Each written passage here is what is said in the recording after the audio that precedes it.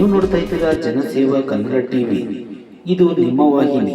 ಮಂಡ್ಯ ನಗರದ ಗಾಂಧಿ ಭವನದಲ್ಲಿ ಜಿಲ್ಲಾ ಒಕ್ಕಲಿಗರ ಸಂಘದ ವತಿಯಿಂದ ಜಿಲ್ಲಾಧ್ಯಕ್ಷರಾದ ತಿಮ್ಮೇಗೌಡ ಗೌಡಯ್ಯನದೊಡ್ಡಿರವರ ನೇತೃತ್ವದಲ್ಲಿ 2023-24ನೇ ಸಾಲಿನ ಎಸ್ಎಸ್ಎಲ್ಸಿ ಹಾಗೂ ಪಿಯುಸಿಯಲ್ಲಿ ಅತಿ ಹೆಚ್ಚು ಅಂಕ ಪಡೆದ ಒಕ್ಕಲಿಗ ಜನಾಂಗದ ವಿದ್ಯಾರ್ಥಿನಿಯರಿಗೆ ಪ್ರತಿಭಾ ಪುರಸ್ಕಾರ ಸಮಾರಂಭ ಜರುಗಿತು.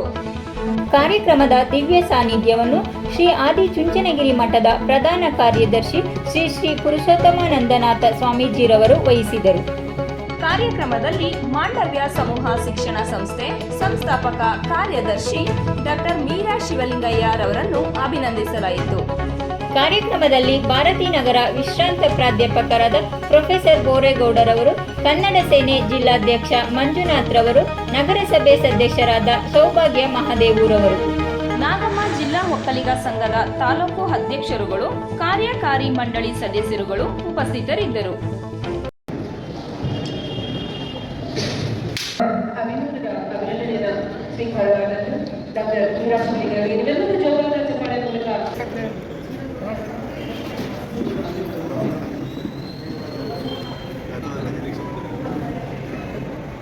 ಒಳಗೆ ಸರ್ ಹಾಗೆ ರೀ.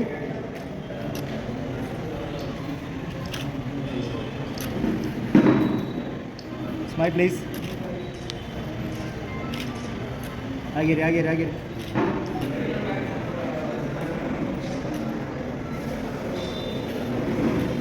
ಸಾರ್ವಜನಿಕವಾದಂತಹ ಬದುಕು ದೊಡ್ಡದಾಗಿ ಸ್ಥಾನವಾಗಿ ಮುಂದುವರಿಲಿ, ಒಕ್ಕಲಿಗ ಸಮುದಾಯದಲ್ಲಿ ಹುಟ್ಟಂತಹ ಮಕ್ಕಳು ಒಕ್ಕಲಿಗರಾದಂತಹ ಜನರನ್ನ ಅಭಿವೃದ್ಧಿಗೊಳಿಸುವ ನಿಟ್ಟಿನಲ್ಲಿ ಸಾಂಕೇತಿಕವಾದಂತಹ ಬದುಕನ್ನ ಕಟ್ಟಿಕೊಳ್ಳೋದಕ್ಕೆ, ಸ್ವಾಭಿಮಾನದ ಬದುಕನ್ನ ಕಟ್ಟಿಕೊಳ್ಳೋದಕ್ಕೆ, ನೇಗಿಲ ಯೋಗಿಯ ಬದುಕನ್ನ ಕಟ್ಟಿಕೊಳ್ಳೋದಕ್ಕೆ ಬಹಳಷ್ಟು ಶ್ರಮದಾಯಕವಾದಂತಹ ಪ್ರೋತ್ಸಾಹ ನೀಡುವಂತಹ ನಿಟ್ಟಿನಲ್ಲಿ ಈ ಒಂದು ವೇದಿಕೆ ಆಗಿದೆ.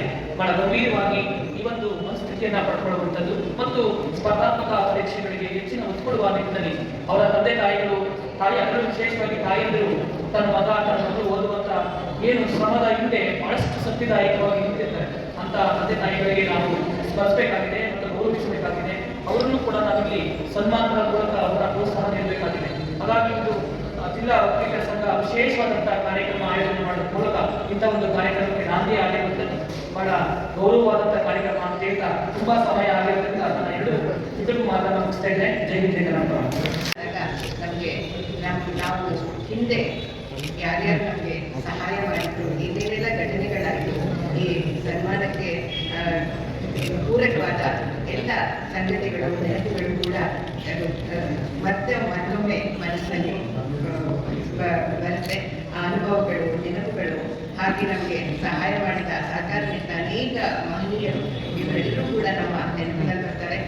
ಇದೆಲ್ಲ ಬರೀ ಬಿಂಬಗಳಂತೆ, ಕನ್ನಡಿಯಲ್ಲಿ ಕಾಣತಕ್ಕಂಥ ಬಿಂಬಗಳಂತೆ ಅಲ್ಲ, ಅವರು ನಮ್ಮ ಜೀವನದಲ್ಲಿ ಆ ಘಟನೆಗಳನ್ನ ಇರುವಾಗ ಅವರು ಯಾವ ರೀತಿ ನಮಗೆ ಪ್ರೋತ್ಸಾಹವನ್ನು ಕೊಟ್ಟರು ಅನ್ನೋದ ಒಂದು ಕೃತಜ್ಞತಾಪೂರ್ವಕವಾದ ನೆನಪು ನನಗೆ ಕಾಣುತ್ತೆ.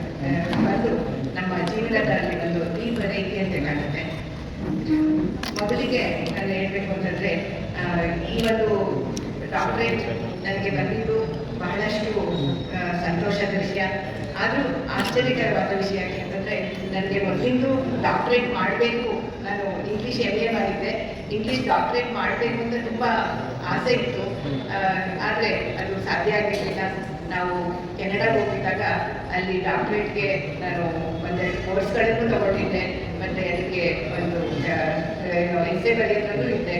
ಆದರೆ ಅಷ್ಟರಲ್ಲಿ ನಮ್ಮ ಪತಿಯವರಾಗಿದ್ದ ಶಿಂದಿ ಮೇಲೆ ಅವರು PhD ಮಾಡುವಾಗ ಅಲ್ಲಿ ಅವರು ಇಲ್ಲಿ 7 ವರ್ಷ ಲೆಕ್ಚರರ್ ಆಗಿ ಕೆಲಸ ಮಾಡಿದರೂ ಕೂಡ ಅಲ್ಲಿ ಅವ್ರಿಗೆ ಇಲ್ಲಿ ಕಂಪ್ಯೂಟರ್ ನೋಡೇ ಇರಲಿಲ್ಲ. ಅವರು ಭಾರತದಲ್ಲಿ, ಕೆನಡಾದಲ್ಲಿ ಕಂಪ್ಯೂಟರ್ ಮೇಲೆ ಅವರು PhD ಮಾಡಬೇಕಾಗಿ ಬಂತು. ಸೊ ಹಾಗಾಗಿ ಅವರು ತುಂಬ ಕಷ್ಟಗಳನ್ನು ಎದುರಿಸಿದ್ರು. ಹಾಗಾಗಿ ಅವರು ನನಗೆ ಒಂದು ಸಲಹೆ ಕೊಟ್ಟರು, ನೀನು ಇಂಗ್ಲೀಷ್ PhD ಮಾಡೋದ್ರ ಬದಲು ನೀನು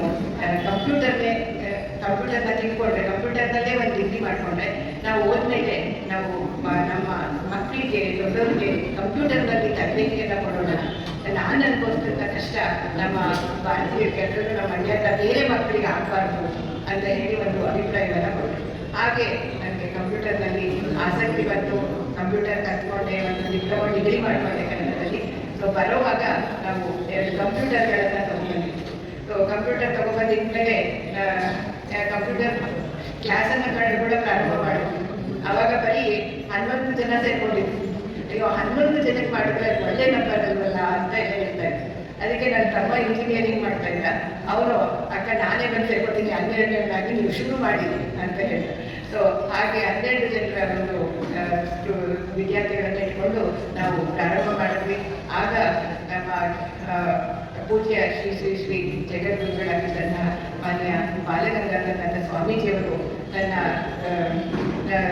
ಯಾವುದೋ ಮಂಡಿಗೆ ಬಂದಿದ್ದಾಗ ಅವ್ರನ್ನ ಭೇಟಿ ಮಾಡೋದಕ್ಕೆ ನಾನು ನನ್ನ ಪತಿಯವರು ಹೋದ್ವಿ. ಆಗ ಅವ್ರು ಹೇಳಿದ್ರು, ನೋಡಿ ಕಂಪ್ಯೂಟರ್ ಲೇಡಿ ಬರ್ತಾ ಇದ್ದಾರೆ ಅಂತ. ಆ ಹೆಸರಿನಲ್ಲೇ ಅದು ಪೇಪರ್ನಲ್ಲೂ ಬಂದು, ಹಾಗಾಗಿ ಆಗಿಂದ ಪ್ರಾರಂಭವಾದಂಥ ಒಂದು ಕಂಪ್ಯೂಟರ್ ತರಬೇತಿ ಶಿಬಿರ ಇವತ್ತು ಒಂದು 11 ಸಂಸ್ಥೆಗಳಾಗಿ, ಶಿಕ್ಷಣ ಸಂಸ್ಥೆಗಳಾಗಿ ಬೆಳೆದು ಬಂದಿದೆ. ಆದರೆ ಜೊತೆಗೆ ನಾವು ಸಾಕಷ್ಟು ಅವಾಗ ಸ್ವಸಹಾಯ ಸಂಘಗಳನ್ನು ಮಾಡ್ತಾ ಇದ್ದಂಥ ಸಮಯ 2000ರಲ್ಲಿ. ಆಗ ನಾವು ಸಾಕಷ್ಟು ಸ್ವಸಹಾಯ ಸಂಘಗಳನ್ನು ಮಾಡಿದ್ವಿ. ಆಗ ನಾನು ರೋಟರಿ ಪ್ರೆಸಿಡೆಂಟ್ ಆಗಿದ್ದೆ. ಆವಾಗ ಹಳ್ಳಿಗಳಲ್ಲಿ ಕಲಿತಾ ಇದ್ರು, ಸ್ವಸಹಾಯ ಸಂಘನ ಪ್ರಾರಂಭ ಮಾಡಿದ್ವಿ ಅದಕ್ಕೆಲ್ಲ ಕಲಿತಾ ಇದ್ರು. ಅದು ಹೋದಾಗ ಅಲ್ಲಿನ ಪರಿಸ್ಥಿತಿಗಳು ತುಂಬ ಬೇಜಾರಾಗ್ತಾ ಇದ್ರು. ಅಲ್ಲಿನ ಹೆಣ್ಮಕ್ಳು ಬಂದು ನಮಗೆ ಹೇಳ್ತಾ ಇದ್ರು, ಮೇಡಮ್ ನಾವು ಇವತ್ತು ಒಲೆನೇ ಹಸಿಲ್ಲ, ಮಕ್ಳಿಗೆ ಏನು ಅಡುಗೆ ಮಾಡೋಕ್ಕೂ ಇಲ್ಲ, 3 ವರ್ಷದಿಂದ ಬರಗಾಲ ಹೊರಡ್ಬಿಟ್ಟಿದ್ದ ಮಂಡ್ಯದಲ್ಲಿ. ಸೊ ಹಾಗಾಗಿ ಗದ್ದೆನೂ ಕೆಲಸ ಇಲ್ಲ, ಮನೆಯೂ ಕೆಲಸ ಇಲ್ಲ, ನಮಗೆ ಉದ್ಯೋಗ ಕೊಡುವಂಥದ್ದು ಏನಾದರೂ ಒಂದು ಮಾಡ್ಕೊಳ್ಳಿ ಅಂತ ಹೇಳ್ತಾ ಇದ್ರು. ಸೊ ಹಾಗಾಗಿ ನಾವು ಅವಾಗ ಹೊಲಿಗೆ ತರಬೇತಿ ಮತ್ತು ಗಂಧದ ಕಡ್ಡಿಲು, ಫೈಲ್ಸ್ ಮಾಡೋದು, ಮತ್ತು ಬಣ್ಣದ ಬಾಕ್ಸ್ಗಳನ್ನು, ಸ್ವೀಟ್ ಬಾಕ್ಸ್ಗಳನ್ನು ಮಾಡೋದು, ಇದನ್ನೆಲ್ಲ ತರಬೇತಿ ಕೊಟ್ಟು ನಬಾರ್ಡ್ನ ಜಯಂತಿ ಮೇಡಮ್ ಮುಖಾಂತರ ತರಬೇತಿಗಳನ್ನು ಕೊಟ್ಟು ಅವರೇ ಒಂದು ಉದ್ಯೋಗ. ಸಬ್ಸ್ಕ್ರೈಬ್ ಬಟನ್ ಮೇಲೆ ಕ್ಲಿಕ್ ಮಾಡಿ ಹಾಗೂ ನಮ್ಮ ಹೊಸ ವಿಡಿಯೋ ನೋಟಿಫಿಕೇಷನ್ಗೋಸ್ಕರ ಪಕ್ಕದಲ್ಲಿ ಕಾಣುವ ಬೆಲ್ ಬಟನ್ ಮೇಲೆ ಕ್ಲಿಕ್ ಮಾಡಿ ಹಾಗೂ ಲೈಕ್ ಮಾಡಿ, ಶೇರ್ ಮಾಡಿ, ಕಮೆಂಟ್ ಮಾಡಿ.